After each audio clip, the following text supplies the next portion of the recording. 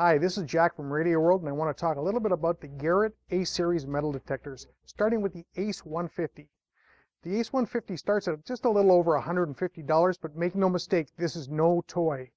Very simple, easy to use, lightweight. We just turn it on. It's ready to go out of the box. Right now it's set up in all metal mode, and it really identifies the targets both visually and physically. Listen to the noises in the different metals. Junk. Not so junk. Beautiful silver sounds. We can also have some settings where we can actually turn off the junk by the simple press of a button. And what we'll do is, where we heard some noises before, there are none.